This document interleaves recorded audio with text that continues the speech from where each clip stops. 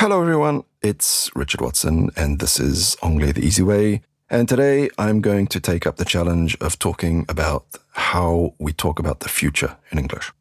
Now, so many people think that when we talk about the future, we're only going to use the word will. But that's not how it works. It can get a little tricky, so let's untangle it. Basically, let's look at how we use language to talk about tomorrow, next week, or even far into the distant future. Let's start with will. This is our go-to for general future predictions and spontaneous decisions. I know that sounds complicated. I'll say it again. It's our go-to, our normal way of talking about future predictions and spontaneous decisions when we're making a decision about the future. Let's look at them separately. Spontaneous decisions means you're deciding at the moment that you're speaking. You can also think of it as a way that you promise action. I'll give you an example. Okay, I'll check that and I'll call you back in a few minutes.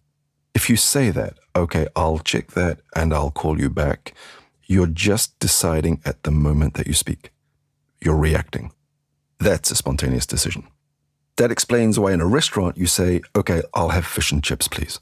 We say I'll, because we're making a decision.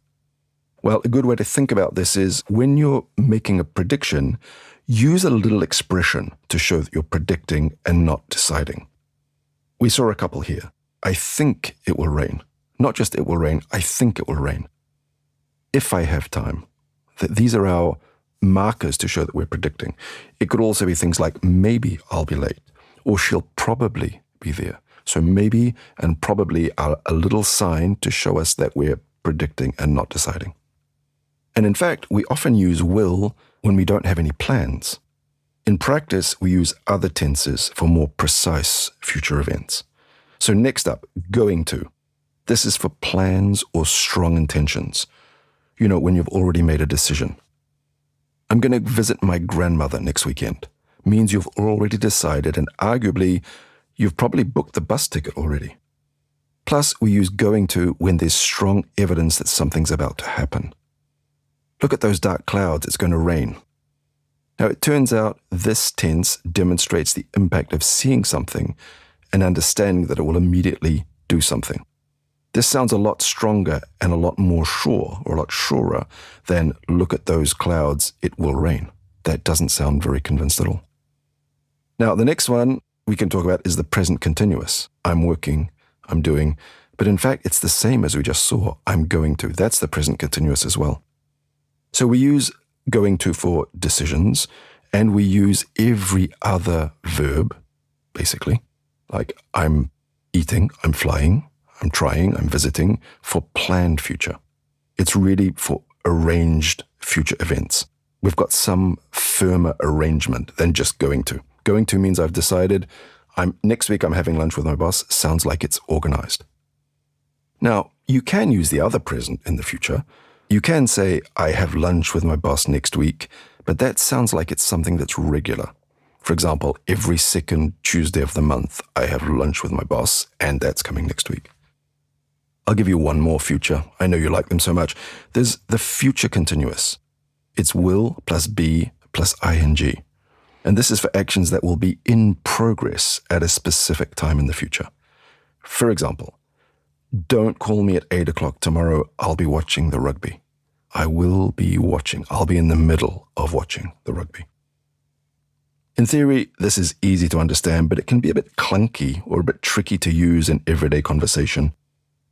Now, it's worth noting that there's often some overlap, which means that these forms can be used in similar ways sometimes. For example, I could say I'm meeting John for lunch tomorrow, or I'm going to meet John for lunch tomorrow. Both of them will work. The former one suggests that the arrangement is strong, that it's very well organized, and the second one is more about my intention, but they both work.